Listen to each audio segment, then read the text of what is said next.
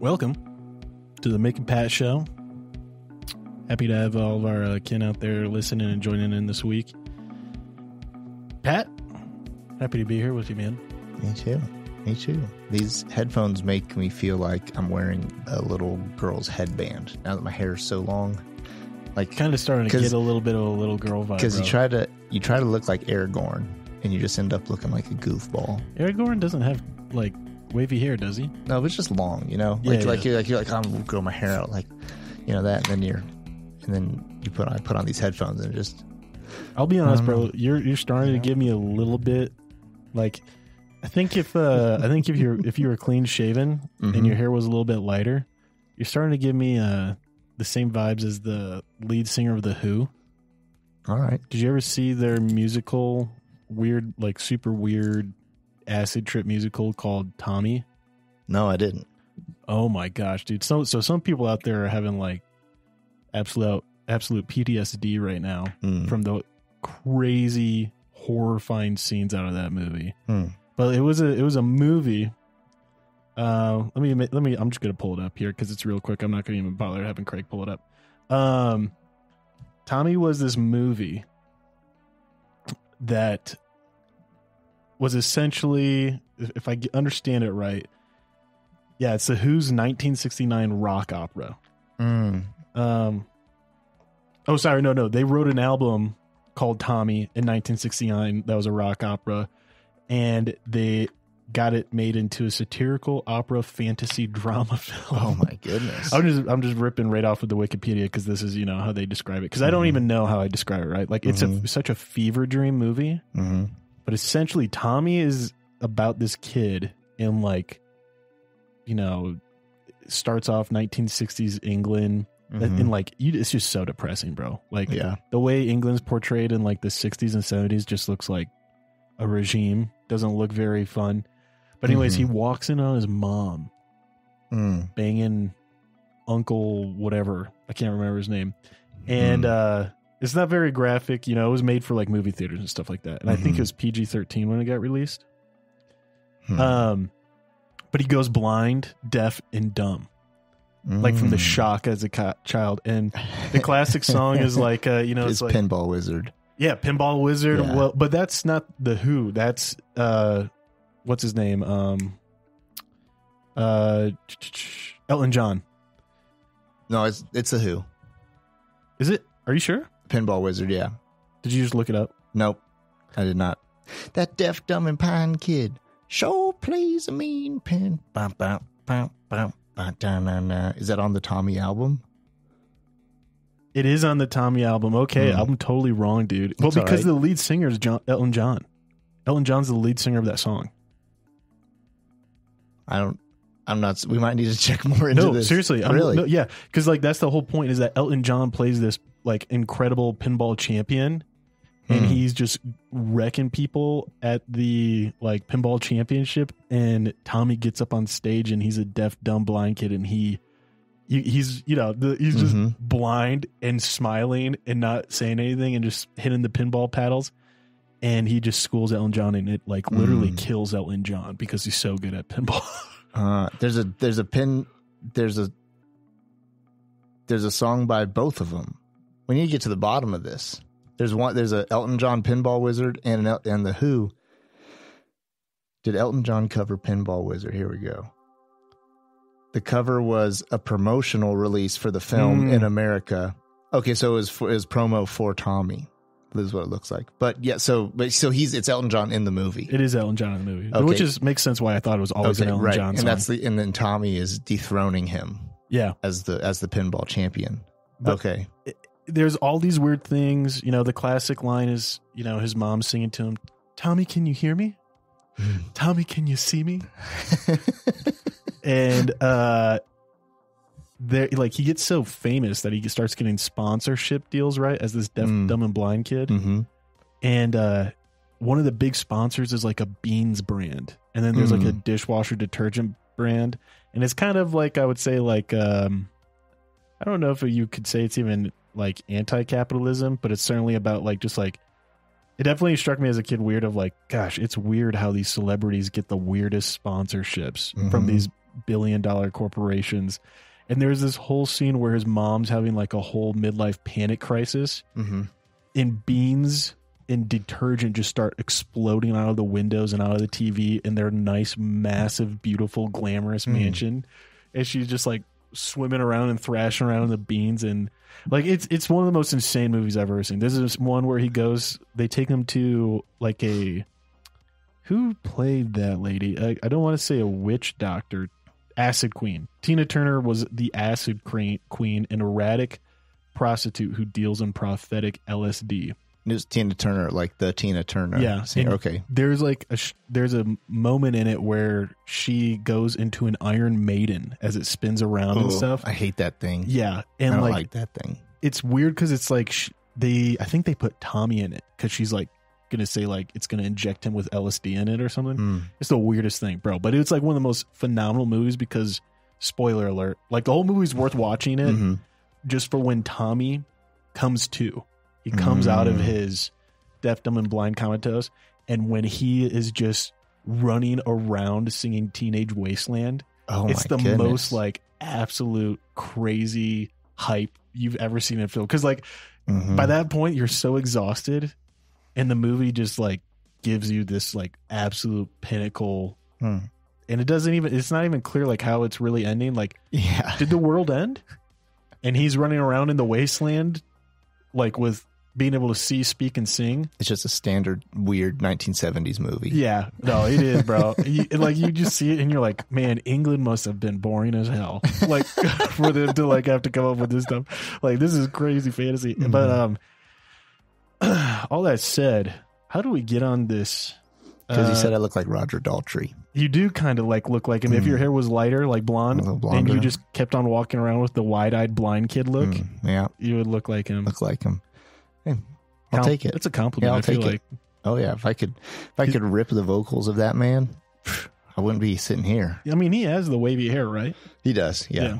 He's got that. It's been years since I've seen that movie. Locks that the ladies would kill for. For real though. You know. Anyways, dude. I'm going to watch that now. Dude, I would 100% watch that for a Bruise and Review. All right. I love musicals. And I love The Who. I actually don't enjoy musicals that much. There's like only a few that I've felt really moved by. A lot of them I just am like, I understand this is corny well done. Like I get like from an appreciative point of like the work that goes into this and like, you know, developing it. However, I think I would have preferred to just watch the same story in a normal format. Like, I think Greatest Showman is a great musical. And I know that's one that everyone goes to, but there's a reason why. And it's, I think, because there's a lot of people like me who are like, musicals are, I don't want to pay money to watch a music. I don't want to pay a $20 ticket to watch a musical in a movie theater. Right. And then that one comes along and it was like, not only did my kids or my date enjoy themselves, but I also enjoyed myself, you know? Yeah. La La Land is even like, I accept it's a good movie. I don't think La La Land is like a stupendous movie. Like, I don't think it's a better musical than Greatest Showman. Yeah. And gosh, what's the other big one? Was it ever made into a movie? It was the one that was on Broadway for weeks by Hamilton. Yeah, Hamilton. I don't know if they ever made it into a movie. I know there was like a watch the play. Yeah, like you can watch. I don't think it's made into a feature film. Yeah. Like I watched Encanto recently, which is definitely more of a musical than it is a Disney movie. Like it's not your typical Disney movie with some music pieces. It's definitely way more a musical. Yeah. And I just didn't think it was that good. Like I thought the plot was super thin and the songs I thought were okay, but just not everything that it was hyped up to be, because they're like, Lin-Manuel Miranda is doing an animated movie. And I just think there was like, you know, I don't know. It's one of those things I was like, I think the story could have been, well, I wish there was a story in the first place. Yeah. But I guess I'm pretty cynical when it comes to musicals. Because that movie had nothing on 1990s Disney musicals. No. Not even close. And that's not just from a nostalgia point of view. But what's funny is that Encanto has the big song from that one is the most streamed song ever. We don't talk about Bruno. Yeah. Dude, I believe that because that song was like boiling in my brain for weeks. It's super catchy, but also here's what's like, what I think about it too, though. I'm like, if every household had an Amazon Alexa when in 1998 or whatever, and once a 4-year-old saw Little Mermaid, it would be constantly, Mom, I agree. Under the sea. And so I think it's the 3 to 7-year-olds, I think literally drove that song to being like one of the most streamed songs of all time. In a short period of time. I've also heard that like the ease of just being able to tell Alexa to do something. You probably know more about this, Pat, as someone who actually has children, right? But the idea of like to get the kids' attention, you could put on a song very quickly, and it's like almost in 10 seconds, less like hypnotizing to start. Like you can do that, and then they start listening. You can pick them up, and you can like wrangle them, pivot them. Yeah, you know what I mean. And it's like it's kind of interesting because I've heard that a lot of people did that with like the Bruno song. Was just like, yeah, whenever my kids are just out of control and I can't like seem to round them up, I put that song on and I just go room to room where they're singing. And I get them, and I bring them downstairs to dinner, or I just get them to shut up for a second, or I get them to like focus on that thing, or stop hitting their brother. Oh yeah, we use the Alexa mostly for that wrangling. It's a good what's that called? What's the actual term for a lasso? Like when you braid it and it's the lariat. Yeah, it's a good lariat. Yeah. But dude, speaking of Disney musicals, there's one that I think is like was a sleeper for a long time because just of like it wasn't a crazy big success, I think, when it came out, and I think it was a little too scary for a lot of kids that it was probably targeted at. But I've noticed a lot of like memeing of it recently, really, due to I'm trying to think of the best way to synonym. I'm trying to think of the best way to make the synonymous phrase for what really this trend is amongst single male men. I don't even know. The month of November is special to a lot of men, and I think it started out of, I would argue, a group of Christian men that were in college or whatever, and they were trying to hold fast to purity. And they created the quick draw nickname for November as NNN, or No Nut November. Now I know some of our audience members are female and all that, and maybe like haven't heard of this or anything, but it is kind of it's definitely like a dude terminology for it. Yeah. But it's referred to as a month of like disciplining oneself to not like look at pornography, not to masturbate or anything like that. And don't spank the monkey. Yeah. And it's like, I think from the first time I ever heard about it was amongst other like Christian guys who were like, hey guys, this month, like, let's all hold each other accountable. Let's not like be going out and like hooking up with anyone, or let's, make sure like we're not like, everyone's got like covenant eyes or something supervising their phone. Right. And it was great. And then I started hearing it catching on. Right. And now it's like caught on to like the secular world as a means of like self-control and in a month of dedicated focus to like take that testosterone, that angst, reproductive energy and like focus it into other tasks. Yeah. And it's become so funny because like at first, like it was kind of a secret. And then now there's like straight up whole, like there's people who not people, I shouldn't say people. There's like streamers and I guess you should say groups of like female YouTubers or whatever that are like, they dedicate themselves to trying to make the most like thirst trap video and like the idea is like, we will break these men on NNN. And like it's horrible. And I'm just like, this is the worst perversion of something that started out as like with well intent. Yeah. And like a lot of the guys, like I still think like even if you're not a believer, anytime I could get convinced secular people to like not look at pornography, right, I'm a big pro about, right? Like I think it's bad news. So I'm a big fan of like dudes just being like, no, I'm not going to do it. I'm going to abstain from all this stuff. I'm like, good. Cause that is bad for you. But all that said, there is now a memed video, that is being popularized in this. And it is what is the friar from Quasimodo, the Hunchback of Notre Dame? What is the friar's name? Do you remember? The priest? Yeah. Is he a priest or friar? Well, friar, he's father, deacon? Wait, are you talking about the priest or the scary guy? No, so Quasimodo is the Hunchback. Yep. And then the villain of the movie. You're talking about the villain? Yeah. Yes, because the villain, his name's Frollo. And there is so he's not a priest. There is a priest in there, but the Frollo's like in a political seat. And because it's oligarchy, he has power over it. Claude Frollo. Yeah, Frollo. Gotcha. Okay. This is thank you for educating me, Pat, because I have always just referred to him as like, I can't describe his outfit really. I was like, he's not a deacon or like he's not a cardinal, I think, but he's some dude that seems to be spending a lot of time in Notre Dame. Yep. Do you know what he was or? I'm trying to remember. I know he was. I'm looking it up and trying to find it too. I think he was basically the local governor of the area, or because there's actual priests in the church, government official. Because this was written by the same.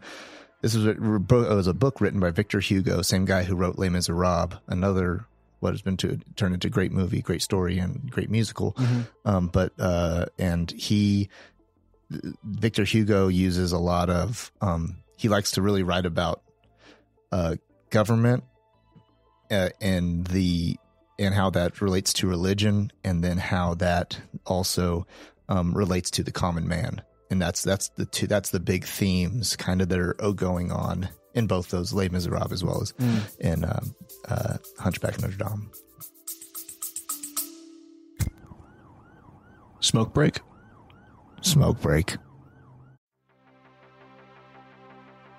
Hey, Ken, it's Mick, and I've got something important to talk about. We all hope we never find ourselves in a self-defense situation, but life's unpredictable. Enter the National Self-Protection Plan from Attorneys on Retainer, an actual credible law firm you can put on retainer for your self-defense needs. For just $35 a month, you get national coverage in all 50 states for criminal and civil legal representation in self-defense situations, complete with a 24/7, 365 toll-free emergency line. That's real legal support when you need it most. What's in the package? Bail bonds, scene cleanup, firearm replacement, even mental health counseling. Plus, 0 fees for a laundry list of defense-related costs like expert witnesses. So support the show and get yourself some peace of mind. Click the link in our show notes or visit our sponsors page to sign up for the National Self-Protection Plan from Attorneys on Retainer. Hey folks, Pat here. If you're like Mick and I, you're a fan of classic tales like Lonesome Dove, Blood Meridian, The Three-Body Problem, and Steinbeck's East of Eden. With Audible, you can dive into these epic stories anytime, anywhere. Sign up for a free month, and your first audiobook is on the house. To start your free trial and support our show, click the link in the show notes or swing by the sponsors page on our website. Want an awesome website for your podcast? Check out Podpage. We use it for the Mick Pat show, and it's a game changer. Set it up in minutes, no coding needed. Support the show by using our link to get started. Your podcast deserves a home as great as ours. Podpage, the one-stop solution.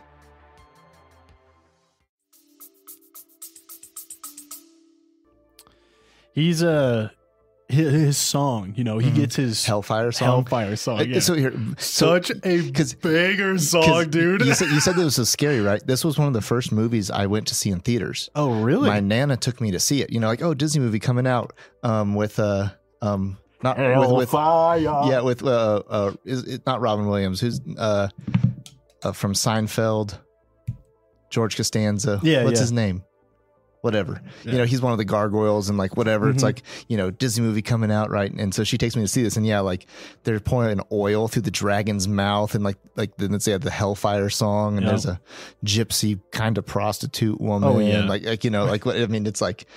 It's intense. And it's funny because before you were bringing this up, I was about to say, you said it's a sleeper, and we'll get it. I'll save that. Go into the Hellfire song. I just think it is. I mean, I never know anyone who's like, I can't. So I grew, in the last 10 years of my life, there's been many occasions where someone's like, yo, let's throw on this Disney movie. Yeah. And I always make the case advocate for Hercules. I always advocate. I'm like, we could watch that, or we could watch Hercules. I watched this week with my son. Such a good movie, dude. I don't know if there's any other like string sequence that gets me more hyped up than like the pinnacle of that movie, like the finale where he's just riding off on his Pegasus. But anyways, so with that, the whole idea I would say behind it is like, you know, this what's his name? Claude Frollo. He apparently, like, I did a deep dive back into the movie because like, God, that dude was so scary to me. And these scenes, I was watching the like music video, not the music video, but the scene from the movie where he's singing Hellfire. And there's like the ghost of the Cardinals, like shaming him and judging him and condemning him, and it's like, and it's all in his head of like wrestling back and forth with this desire that is for like, Esmeralda, the desire gypsy for woman. Esmeralda that is like, and he's a narcissist.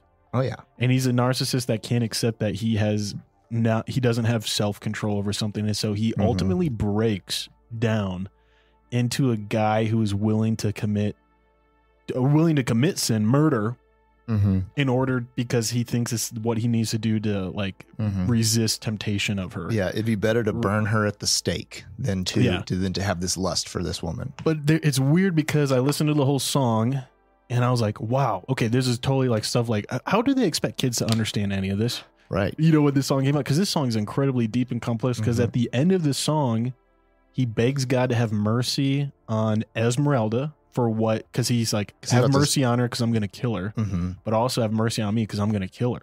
And he's like, he's aware. He's like, these are both sins. And you shouldn't punish her because I'm going to kill her. Like, you should have mercy on her and forgive her for anything she's done, because I can't control myself and I'm going to have to kill her, or I'm going to like lay with her. And it's like one of those things I was just like, this is some insane like character development of a villain, because like I went back and I was looking earlier, he has a point where he's going over teaching the alphabet to Quasimodo, and he uses forgiveness as the word for F and teaches like, and like, so he shows like he understands what he's supposed to do biblically, as like if following like, you know, the Christian example of Christ, but he just mentally cracks. And that's how he becomes this villain. He cracks under the mental stress of, and I imagine, you know, the truth is like image was probably way bigger of a deal back then than I think it is today, right? Like back then, for him to be seen openly struggling with desires for a gypsy woman would, like, he would lose his job in government probably, and he'd probably be cast out of like the church or whatever, which is, I'm not saying any of that's right. I know this is I'm not saying it's Esmeralda's fault, right? But it is like this thing of like, I think like this is an example of like how insanely terrifying the pressure of like the universal Catholic Church and government was. And like the idea of like the fact that the idea would come into someone's mind of like, oh gosh, I just can't control my sexual desire, so I guess I'll just have to murder them. And that might be the lesser of two. Forgive me, God, and forgive them. And I'm just like, that's crazy. And this is not just like a, isn't this guy's crazy? Like, I feel like the movie, you know, the writers are like, yeah, like shit was nuts back then, guys. Like, it was a terrifying time to be alive. Like, you know, like this is legit, like how people's psyche worked. And so all that said, I just like went through it and I just thought like, man, this guy, definitely a bad guy, definitely the villain of the movie, 100%, no doubt. But definitely, I think a product of the society at the time, I would say a perversion of like, you know, the gospel and Christianity, and like also just a dude who had probably an insanely like it's an unfortunate psychiatric break. But that song still slaps like a banger, dude. And I've been singing it in my house to my wife. I told her I was talking to Billie Jean, and I showed her the clip. You know, it was like men during NNN. And what's the? Is it just what are the words like, he's singing? So it's him, and he's like, I can't remember all of it off the top of my head, but there's like the part where he is looking into the fire and he pulls out a piece of Esmeralda's like cloak or sash. Yeah. And it's like, that translucent lavender fabric that they made for like I don't know how they animated it or what color they did, because it is unlike any other color in the movie. And like the way it works is like clearly not the same transparency as everyone else's like painting in the movie, right? It's like got this translucency to it with stars, and he pulls it out and he's like, desire.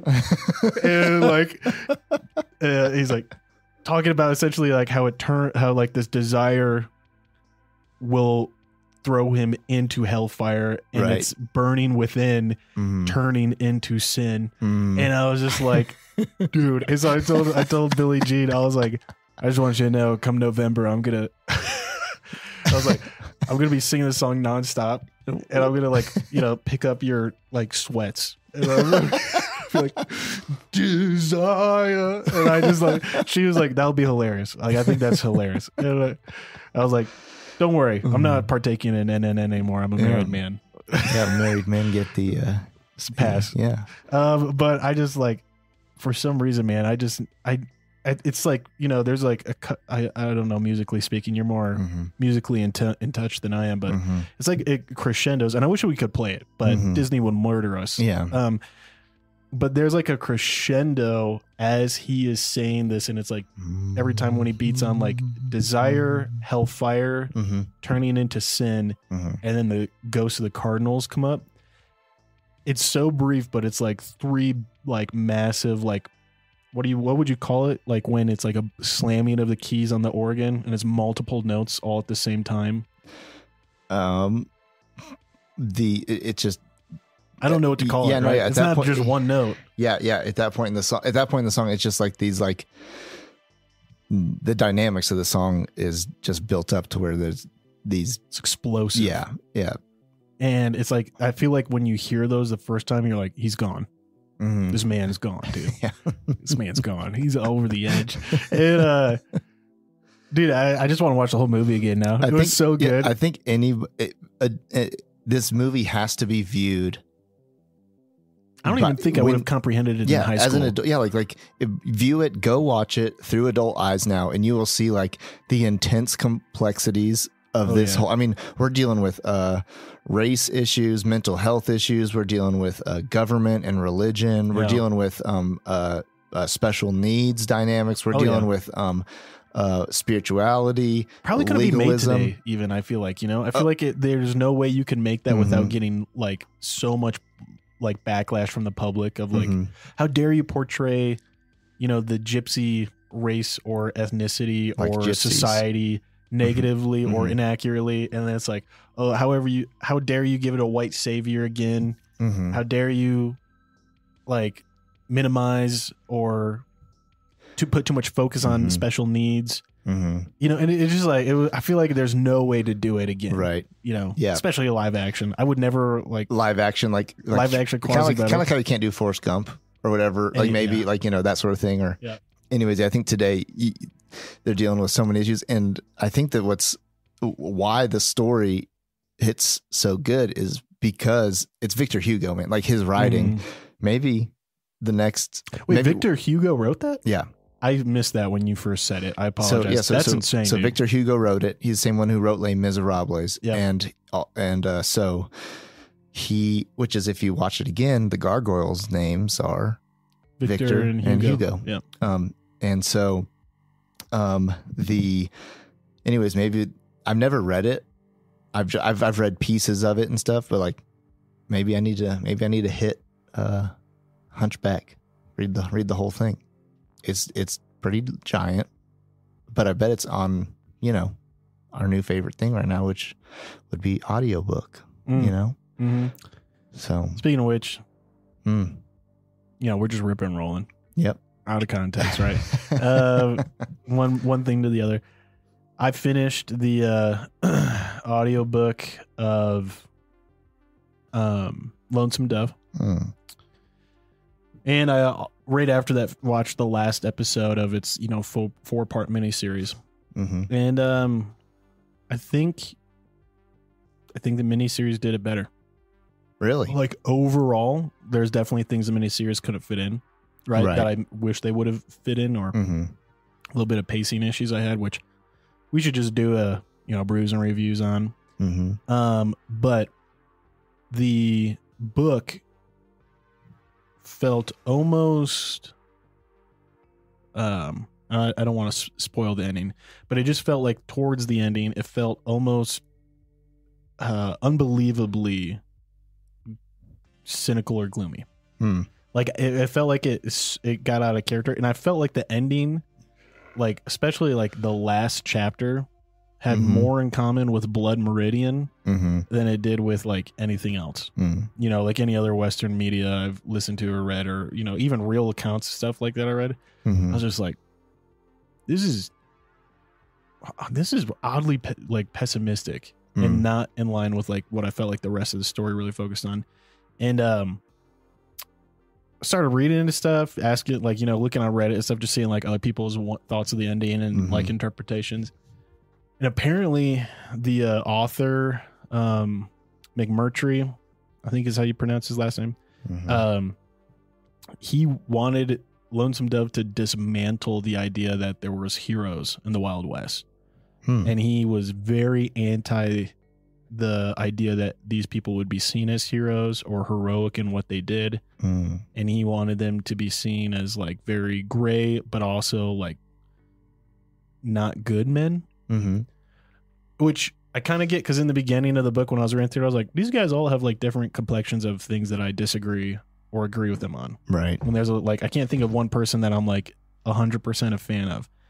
And but by the like 3/4 in, I'm clearly rooting for them and I care about them, and I'm deeply saddened when anyone of their party dies.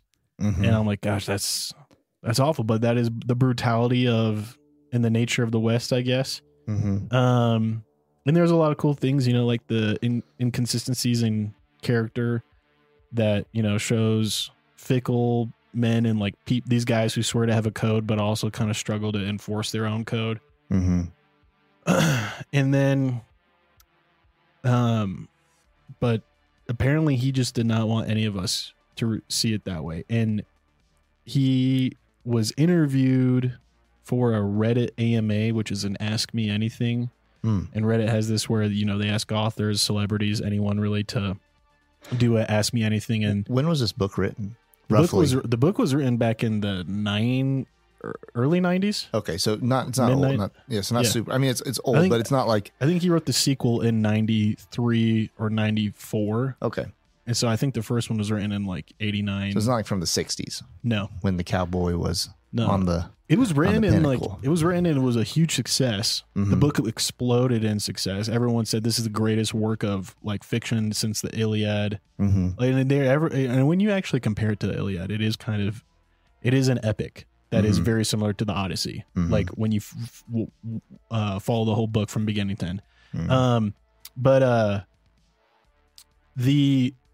He was very upset with the way it was received positively, in that like it wasn't received as a, yeah, dude, like the idea of heroic cowboys is garbage. And this guy did a good job of dismantling it. He was pissed because people were like, damn, Augustus McCrae, Woodrow F. Call, Dietz, knew them some great characters, and them some, flawed men. But damn it, do I appreciate their flaws and like their ability to try to overcome them and struggle with them. And he was so venomous about it. Apparently, this came out during the Ask AMA, is that like he refused to work and cooperate with the vision they had for the TV series. Oh yeah, because they wanted the TV series to be faithful to the book, but like the way they saw it and like how it was portrayed and the angle he thought was going to be too heroic. And it is like probably to his original vision. Like you watch the TV series and you're like, yeah, these men got flaws, but like at the end of the day, they were good men. And yes, there was issues of getting over their heads with like fantasizing and not being content with what they have. But that's kind of the whole theme of the book, is like, don't desire something so much that you aren't considering what you already have, because by the time you get that thing, it probably won't be as good as, you'll be let down. You'll be disappointed, or it'll come at great cost. Yeah. And he was super bitter about it, and I was like wondering if I should read the sequel to it. And I found out that he had a really bad heart attack right after like the movie essentially got made and finished, and they didn't give him any credit in the movie. Really? Like I said, based on the story, but he wasn't a consultant on the film at all. Yeah. And while he was recovering from that heart surgery, he was on like, I guess, some pretty serious painkillers or something, but he was like deeply depressed and bitter. And the sequel book that he wrote is insanely grim, has a lot of incontinuities. But like there's characters you loved in the first book that are killed in like a sentence off screen in that book. And it's just like, it's calloused. And apparently he wrote the whole book while like in a very deep depression, recovering from this heart surgery at like the kitchen counter of a friend who was looking after him. And it was just one of those things. It was like, it's kind of sad, you know, to find out like a story like that had such a, like the creator of it hated it and like hated the attention it got and hated the thing. And it was just like, I don't know, man. I don't know what you're hoping for, because you wrote these characters as being very relatable. Right. You know, and like relatable to the point of like, I relate to where they suck. I wish I did things as grand as they did. You know, I relate to their fickleness and struggling with like adhering to their own code that they enforce on others. However, I don't relate because I haven't done the grandiose things they've done, like drive 3,000 head of cattle 3,000 miles to Montana through, you know, weather and disaster and Indians and bandits. And I'm just like, when you create people in fiction that your readers relate to on like their flaws and understand their flaws, and then those people go do grandiose things, your readers are going to be like, damn, those people are awesome. Yeah. And I'm just like, what were I don't know, man. Maybe you should have made them just lazier and boring and uglier. I don't know. I don't know what you want. And there's a reason that the Cowboy caught on to American appeal. You know, I mean, it's like a cowboy is more famous than George Washington, in my opinion. Yeah, like, or especially being that, like, yeah, I feel like some of the American ideals are more like rooted in the cowboy more than like the colonial soldier, the colonial revolutionary. Right. Yeah. I mean, you know, just like, and there could be a whole conversation around what winning the West looked like and the maybe tragedies that lots of people experience that, but also the way that it was painted for us, even growing up for a long time, the American cowboy, while the ideals of the American cowboy are probably never been discovered in one man. They've still been pieces of that man have been discovered in a lot of men. And so like the flaws of those men, he was probably trying to show us the flaws of man. And then what he did was actually just make a really relatable character. You know what I mean? Like, cause we're all that way. None of us are Sheriff Matt Dillon, but we want to be him. The guy who always makes the right decision, the guy who always does the right thing, the guy who's always looking out for good. Dude, who's Matt Dillon? Sheriff Matt Dillon. Yeah, Sheriff Dillon is from one of the longest running TV shows of all time, Gunsmoke. And so Matt Dillon was the sheriff of a town. Gunsmoke, great TV series. If you want to watch commercials for diabetes medicine over and over and over again, you can go find that TV show on the Western Channel. Well, I was gonna say, if I had made one different choice on Saturday when I was driving down to the concert, I would know exactly who that was, because I have Gunsmoke on Audible, and I have it like, you know, the first 3 episodes, because it was made originally as an audio drama. Okay. Yeah. It started as a radio show, and then it turned into a TV show. And I've been meaning to listen to it, so that's ironic that I had made that choice to not listen to it. Because then you would have known who Matt Dillon was. Because in the great Toby Keith song, Should Have Been a Cowboy, it says, but you never. It's a sheriff. He's a marshal. It's a Marshall Dillon. He talks about Marshall Dillon and should have been a cowboy. And the reason why that song relates to a lot of guys is because you hear that song and you go, you know what? Damn it. I wish I had been a cowboy too. You know, riding west through the hills, chasing Jesse James, sleeping under the stars. Being Jesse James. Yeah, just all that stuff, you know, and like the lady who lives in town saying like, sorry, ma'am, I got work to do. And she wants you to marry and settle down. And you're like, you know what? Men got things to do. Men got evil to fight. And maybe someday. And some men just ramblers, dude. You know, rambling rakes. Oh, yeah. And so there's no, I mean, and maybe it's shifting. Maybe I'm an outlier now. Like if you polled American men under the age of 35 and said, do you relate to like a cowboy? They'd say no. Okay, maybe now you list out the traits and say, do you relate to this? And I feel like they'd still probably say no. So maybe I'm an outlier, but I don't care. Like the American cowboy just resonates in my soul. Oh, yeah. But I'll tell you this. My son has been obsessed with Davey Crockett since he went to the Alamo 2 months ago. Really? Today, the quote of the day was, God and Davey always keep us safe.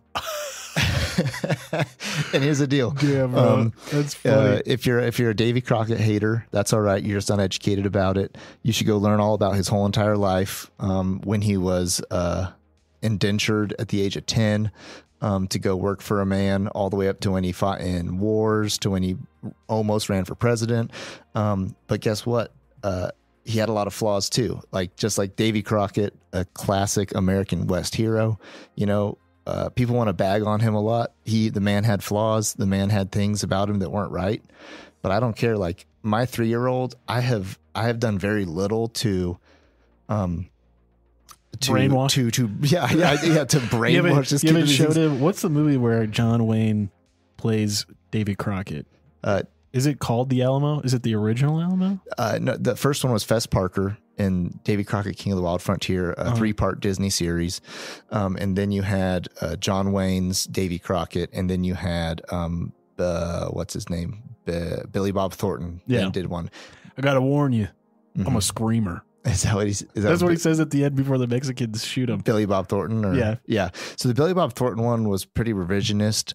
The John Wayne one had a little more historical accuracy. I mean, I'm saying a little more historical accuracy. Sure. And then the Fess Parker one was like fully like, you know, just the man, the king of the wild frontier. I got to watch these because I've never watched them. And so I've got a great podcast series too on the Bear Grease podcast where it goes through Davey Crockett's life in a 4-part series. And it really breaks it down for you where they lay it all out for you, his whole life. And listen, at the end of it, he's a flawed man. And you can respect the hell out of him for who he was. And no, he wasn't perfect. He wasn't. What is this? I don't know of the controversy around Davey Crockett. So basically, I know he died at the Alamo. He died at the Alamo. And I know the joke about him. What's that? I'll tell the joke afterwards. All right. So so basically, stuff around Davey Crockett would be in the 1950s when, I'll back up. I'm going to try to keep this brief. When Davey Crockett was alive, he did a lot of big things as far as he fought in wars. He ran for Congress. He was a congressman. He almost made a run for president. He then also went out and fought at the Alamo and died there. Lots more story happened in there of his life, but those are the big highlights. And during his own life, he was the first American celebrity. And so meaning like there were famous politicians, famous people who had name recognition, but he was the first person who during his during his lifetime, there were fake autobiographies written about him. There was a musical that was made about his life while he was alive. Wow. And it was crazy tall tales, of, wrestling alligators and grinning down bears. You don't even need a gun or a knife. You just grin them down and you can kill them with a grin, just old West tall tales.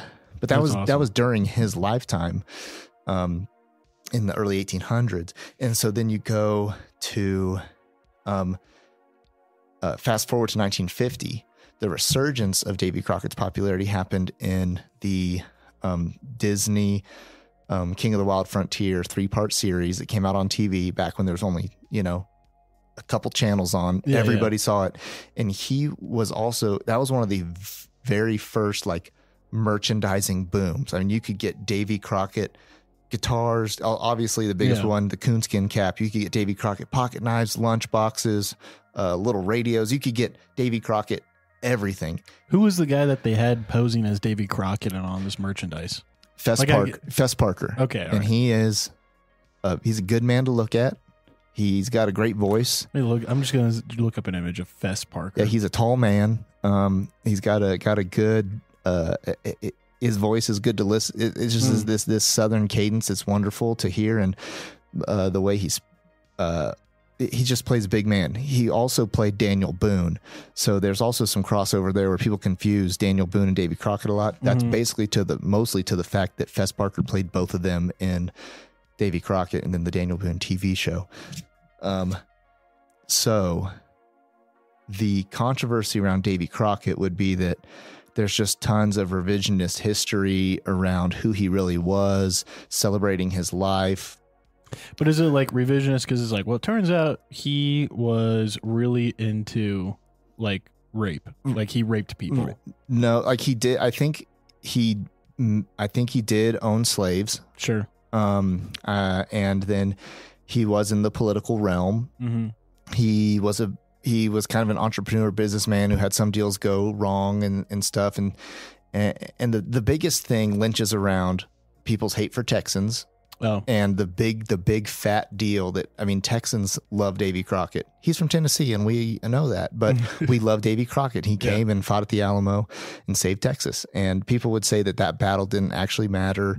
It's been revised that standoff, really wasn't as big a deal as it was and stuff. And so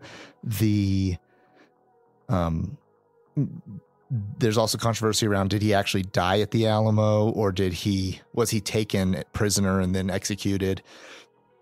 And so anyways, all this stuff around old Davey. Is that why you say the other one is revisionist with Billy Bob Thornton, is like he dies executed as a prisoner? It's more like just it was still done a long time ago, but you just have more things where they're trying to, instead of just celebrate somebody and make a movie, they were trying to get little pokes in at like, and I can't remember any specifics, but I just remember you watch it, it's just a different vibe. I just remember that movie being like hyped up when I was in elementary school. Yeah. It was like always being played on TV, like the trailer was. And I remember we went and watched it at movies. It wasn't good. It was a boring movie, dude. I felt that was like the first time as a kid I fell asleep in the movie theater. Yeah, it wasn't good. Little known fact. I have a relative who fought and died at the Alamo. Really? Yeah. Wow, dude, I didn't know that. Anyways, big deal. I feel a little tied to it. Personally. I get it. I would too. And so, but anyways, I gotta find my dad. I gotta get on that. Hey, you don't ever know. I think my dad died at the Alamo. Just kidding. That's my new bit. Is like I've just been saying like, and this is super not popular. I guess maybe my wife told me not to make this joke, but I was just like, honey, what if I just start like every time someone brings up a tragedy, I just start saying my dad died in it. Yeah. Like what are they? And then what are they going to do? Be like, wow, that's awful. I'm so sorry. I'd be like, well, I don't know for sure. There's a chance. There's a chance he could have died in it. The amount of ice and refrigeration effort that would have taken to get that sample to the year. Yeah. Of whatever, 1990, whatever. Yeah, that would not happen. Hey. When was the Alamo? Quick question. Dang, bro, you should be ashamed. 1980? 1880, sorry, 18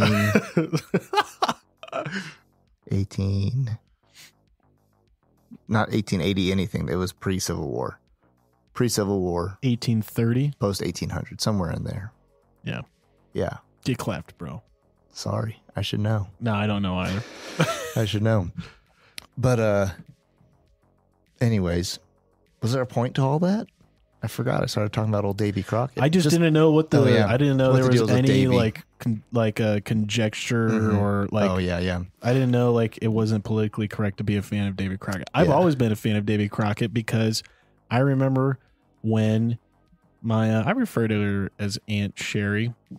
She's not really related to me, but she was visiting us out in Colorado when I was a really little kid. Again, elementary school. And all my mom and all of my uncles and their friends and stuff would sit in the backyard around the fire pit and just, drink beer and chill and talk. And I'd just be out there sometimes hanging out, but then I go back inside to like play with toys, and then I come out and check on them, and then I go back inside, right? I remember one time I came out and she told me this joke. And she made my name the main character name, which is why I remember it, I think, so well. But are you familiar of the Ghost of Abel Fable story? I don't know that I am. Bro, dude, this will, seriously, if you tell a story to a kid and you like squeeze it in that they're the character, they'll always remember Davey Crockett and Abel Fable. But Abel Fable was a miserable old man who was always worried that someone would break into his house and steal all his money. Each night before he would go to sleep, he would lock his wallet up in a safe located near his bed so that if anyone were to try to rob him, they would have to wake him up to do it. Unfortunately, on the night that Abel died, he had only placed the wallet on the table near the safe without locking it up. Before his death, Abel said to his family and friends that none of them were to touch his home or his money, and he said that anyone who came near his safe and wallet would be greeted by his ghost and scared away. Following Abel's death, the family decided that the money in the Fable house was not doing any good if not used, so they went into the home to get it. Abel's oldest son, and this is where you start using other kids' names, and so like you'd insert like Randall. Your friend, you're like your kid's friend's name, or like you're a different sibling of the kid, right? Decided to make the first attempt. He opened the door and went in. He saw Abel's wallet on the table and reached for it. Immediately he heard a voice say, "I'm the ghost of Abel Fable. Put the money back on the table." The voice scared the son so much that he ran out of the room and out the door, screaming, "I heard the voice of a ghost." The oldest daughter, in disbelief, decided she would make her way into Abel's room. She entered and reached out for the wallet when she heard the voice say, "I'm the ghost of Abel Fable. Put the money back on the table." The daughter was so scared that she dropped the wallet and ran from the room screaming, "I heard the voice of the ghost." The youngest son decided to make his attempt at getting the money. When he entered the room and reached for the wallet, he also heard the voice say, "I'm the ghost of Abel Fable. Put the money back on the table." The youngest son, having wised up over his other siblings, decided that he was not so easily scared and said back, "Well, I'm the ghost of Davey Crockett, and I say the money is going in my pocket." That's how I've always remembered Davey Crockett, dude. I've always just remembered that joke, and I've always thought, if you want to scare somebody off, you'd be the ghost of old Davey. Also, for some reason, that just stayed with me, and whenever I saw I just always thought about that story as a kid. When I saw my mom's wallet on the table, I was like, "Don't reach for it." Yeah, Abel Fable's gonna get you. But one note I want to say, I guess there's two things. Point of cowboys. I remember also the mythology of the cowboy growing up as a kid. Not entirely into it until I started watching westerns. I think some of the first westerns I saw was like Open Range, and really the only thing I remember for that movie is Kevin Costner and Robert Duvall's final gunfight in the end of the movie, where they're just taking on a bunch of bad cowboys, not necessarily bandits, but corrupt cowboys and a corrupt sheriff. And I think it's Robert Duvall, but he has a side-by-side double barrel 10 gauge. Oh yeah. And he lays on the ground and he sees these banditos coming down the alleyway through the planks with the early morning light shining through the planks of the barn. He's in the barn in the hay, and he lays down and he just waits as they're getting at the side of the door, and he pulls the trigger, and it cuts to the dude on the other side of the barn door. And there's clearly some kind of rope around him, because it yanks him 10 feet against the other building and he slams down dead. And I was like, damn, this is awesome. Cowboys are cool, dude. Yeah, dude. Stuntman laying it all out. And I just really got into him. And I remember, though, the movie that gave me like a really weird wake-up call that they're like, cowboys are... The myth of the cowboys not real, man. Cowboys were humans. Cowboys were fallible men who were imperfect. And even though they did big things, especially bigger things than anyone thought could be done during their time, they could die. And they weren't always the hero. And the movie that taught me that was the movie, The Cowboys. Oh, dude, I love the movie The Cowboys. Dude, the movie The Cowboys, if you watch, like, if you haven't watched it, watch it. It probably won't hit as hard as if you were 9. Oh, or like, yeah. You know, Yeah, for sure. like, for sure. But like the movie The Cowboys essentially is just like every young boy's dream of being mentored by John Wayne himself. Oh, yeah. Dude. And you're like, gosh, John Wayne is a mean son of a bitch. Yeah. But then like he dies for you. And you're like, I'll do everything in my power to avenge this man, even if I'm just a boy. And, dude, I got watery eyes just thinking about it. Dude, The Cowboys, man. Tell me you didn't cry when John Wayne died. I don't know that I cried or not, but I do. Dude. But here's the deal. I do know I remember that like sitting on the carpet and leaning forward and like grabbing the carpet with my fingers and just be like, it just got you, dude. Dude, I was so mad. It was hitting deep in the psyche there. Oh, man. And I love that movie. That movie. Any young man who watched that movie, just wanted to be one of those boys. I haven't watched it since I was like in middle school. Yeah, even if you're one of the ones who gets trampled in the stampede, like I still want to be there. That was also like a rude wake up call to me. That was like the first time a kid died in a cowboy movie. Yeah, and one that you like. And it wasn't just like, oh, he's sick. Yeah, it's like, what? Yeah, a cowboy. You tell me a kid my age would get killed by the horses? Mm-hmm. Gave me a healthy fear of horses. Oh yeah, dude. It's such a good movie, and I need to go watch it again. It's not it for the longest time. I've been trying to watch that movie, and it hasn't been on any streaming service. So I'm just gonna have to go. I'm gonna buy myself a DVD of it. Damn, bro. Yeah, I don't even have a DVD player. I have. My computer has no port for a disc anymore. Yeah. Okay, my other thing though, my favorite Mexican American 1800s movie. It's called Ravenous with Guy Pearce. And I don't know if I've seen that. I'm gonna explain just the idea of it. It's a horror movie, but it's a very unique horror movie because it's kind of a black comedy. In that it's like supposed to be horror, but there's supposed to be a little bit of comedy to it. You know, it's supposed to be like very dark humor. But the idea is that this guy, you know who Guy Pearce is, right? Yeah. So Guy Pearce plays Second Lieutenant John Boyd. Strong name for a weak man. John Boyd is currently serving in the United States Army during the Mexican-American War. And when he finds his courage failing him in battle, he plays dead. As his whole unit is massacred. However, his body is thrown in with the dead in a cart and hauled behind Mexican lines. And this is like the first weird part. Like you're not entirely sure what the movie's telling you because it all takes place kind of after all these events. Like you barely get any time in the beginning spending time with it. But it seems like the blood of his dead comrades is like, you know, he's in this corpse wagon. And then he gets some of the blood in his mouth. And he's so injured and weak that he drinks the blood of all these dead men. As it's like, you know, because he's just like in the wagon and all these bodies are on top of him and he can't really move. And while he's in this wagon, he has the opportunity to pretty much capture this command post and he slaughters and takes a bunch of Mexicans hostage. Goes Anakin on him. Yeah. And his heroism, right? Earns him this promotion, but essentially the general sees through it and is like, I know you're a coward and you'll get your reward. But you're going out far, far west where life is going to be way worse for you. And they sent him out to this Fort Spencer, which is a remote military outpost in the Sierra Nevada and commanded by essentially just like the Army's odd folk. Like and most of the people when he gets there, like have no sense of like really keeping in dress and uniform. There's just like the island of misfit toys. Oh yeah.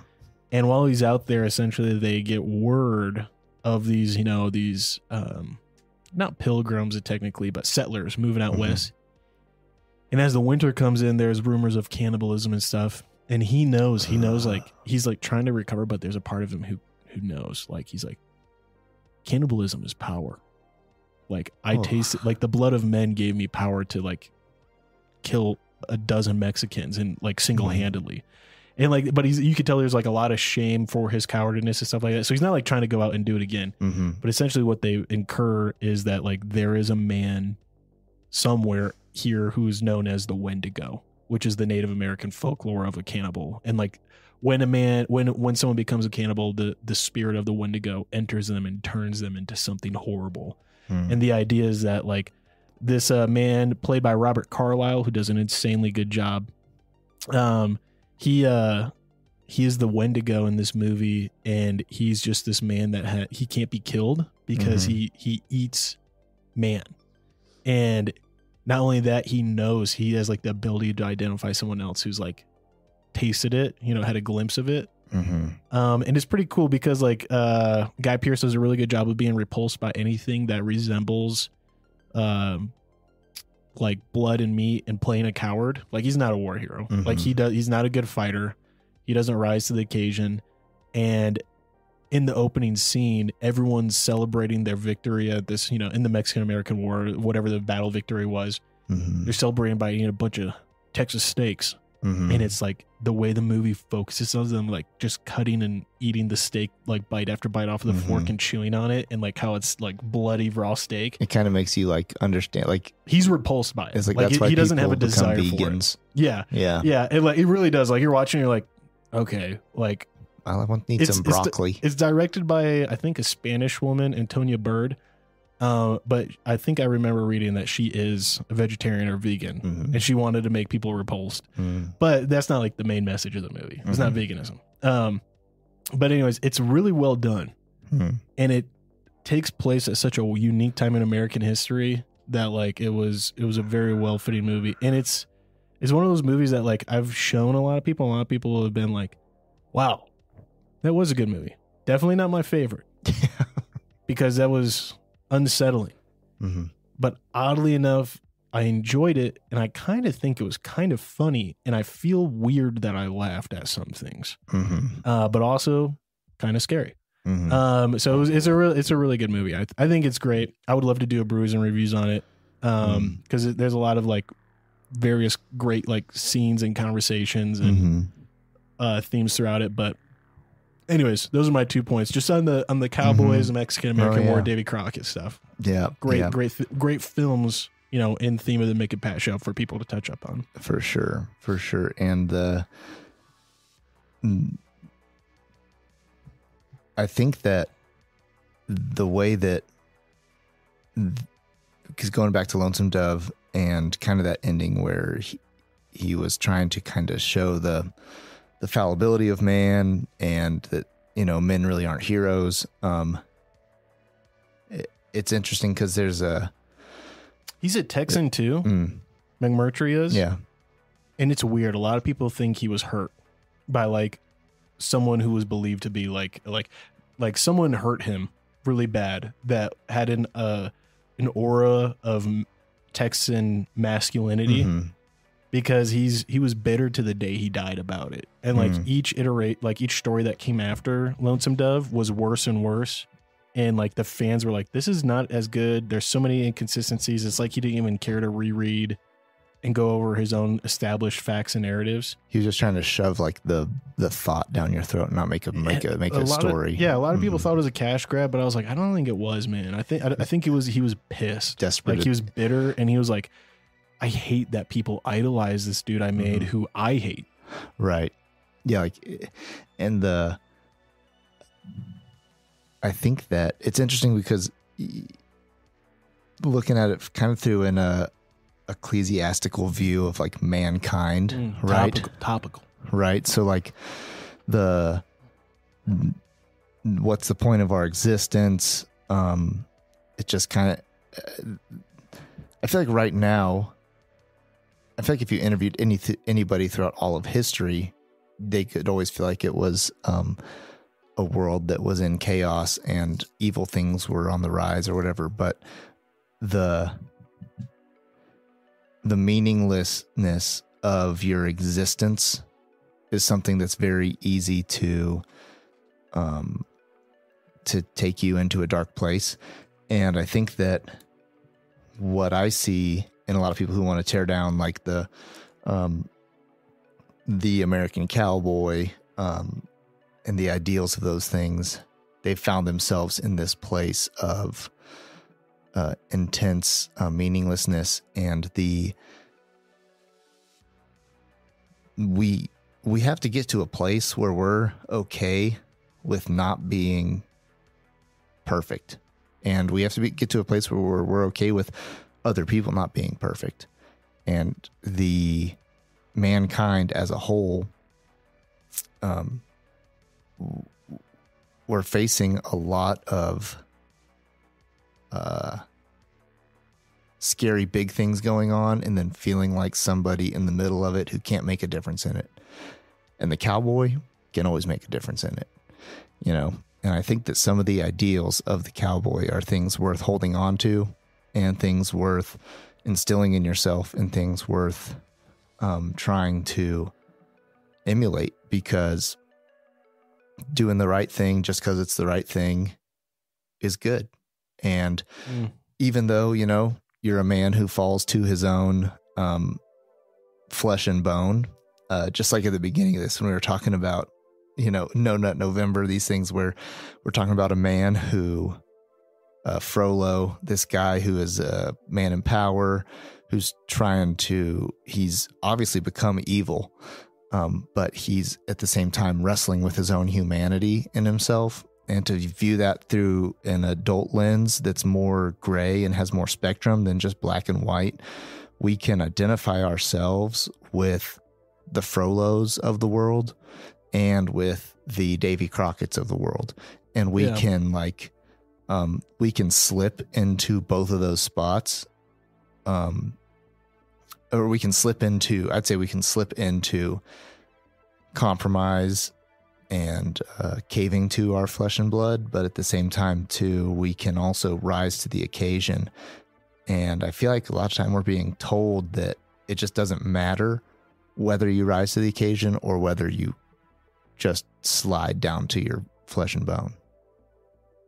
So, I mean, I think that's a good point, because, and I'm glad you kind of brought it around. I wasn't really thinking about it, but I think I don't think the book would have been able to be nearly as long. But if McMurtry had written characters that were Frollo, he would have achieved what he set out to do.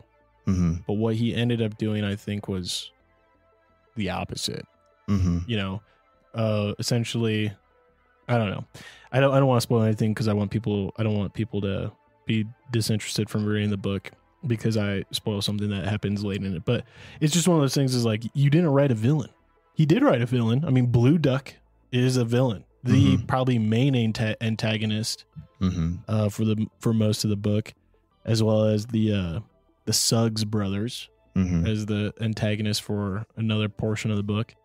But they're clearly villains. They've given in by how despicable they are. Yeah, they've given in to they're just they've decided to sell their soul and go full flesh and blood, whereas the other guys, they're battling their flesh and blood. Yeah. And they are flawed, you know, and that's why we love them, I think, you know. But so, because he did write in these villains, and he wrote in these people who had no regard for human life or kept nothing sacred, where the other guys were like, kind of like how a lot of guys start to feel as you become an adult, as you become as you hit kind of 27 on in your journey through life, you start to see the world in a way that's like, you know, I think that the black and whiteness of just good and evil is really hard to decipher. Yeah. And there's actually a whole lot more to everything going on around me, with 7 billion other people just like me walking the world. And so you have but yeah, he wrote these guys who, they were still fighting for something good and for an ideal that they wanted to achieve. And, no, I agree. And I don't know. I don't really have any much more to add on it because I want to wait till you read the book and then we can, or listen to it, and then we can like just go in and go in heavy on it. Because there are, without a doubt, things that make me disappointed in the choices characters made. But those don't detract from them being still good people in my eyes. You know what I mean? I think the biggest thing is like, probably debatably, here's the hot take, not a spoiler, but a hot take, right? Lorena is conjectured to be the main character of Lonesome Dove, actually. By the end of it, a lot of people have said, is that the prostitute? She is the prostitute. And that perhaps she is the protagonist. And by the end of it, I mean, she's gone from being, a whore, a prostitute. And I say whore just because that's how they refer to her. They never call her a prostitute. And she's beloved and cherished and protected because people almost view her as delicate and innocent almost in the way she's handling trauma.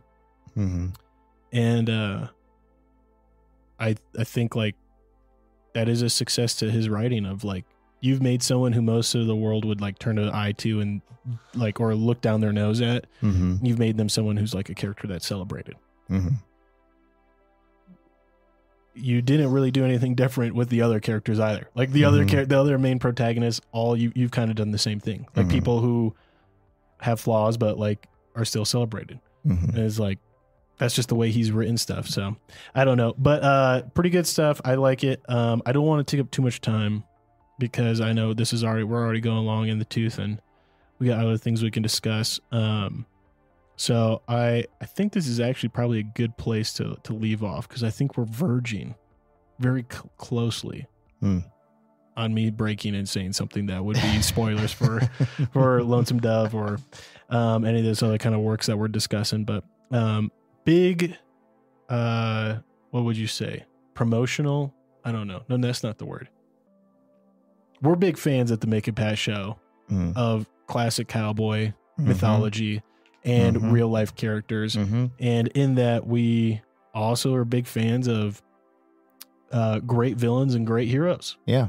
I think it's actually harder to write a good villain than it is a good hero. And I appreciate when people are able to do that. And, Quasimodo, Hunchback of Notre Dame, if you haven't watched it, give it a watch again, watch it through the eyes of an adult. I'm going to do it. And then also I'm going to read it now because I didn't even know it was based off of an original book by Victor Hugo. So I'll definitely give it a read. And Cowboys, the Cowboys specifically, I think there's 3 movies called Cowboys. The Cowboys with John Wayne in it. Give it a watch. Debate on letting your kids watch it because they'll probably want to be a cowboy. Yep. And what's the other one? I guess the Davey Crockett 3-part series you said? Yeah, it's funny that one, if you're an adult, like it's too late. It's too late. I mean, watch it. It's like, it's slow, it's weird, but like show it to a 7-year-old.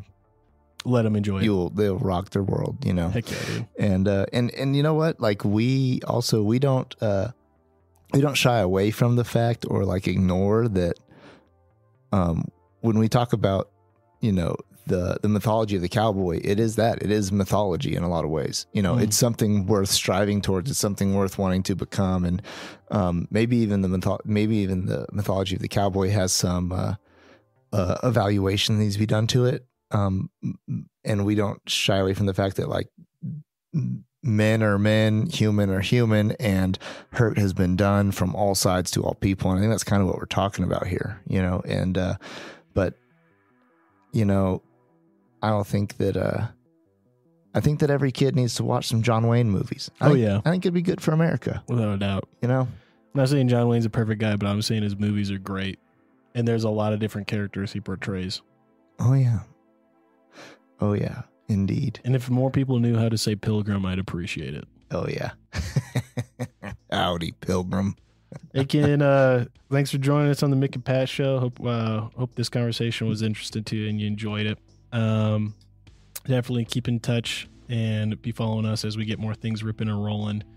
YouTube video and website, of course, always on the way. Got merch in the process as well. So thanks for joining us. Look forward to talking to you all next time.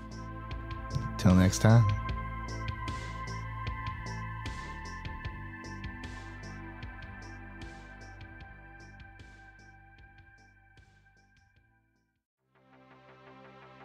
Thanks for tuning in. If you love this episode, drop us a review. If you have qualms or comments, leave us a voicemail on our website.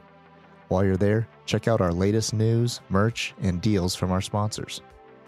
Till next time, Ken.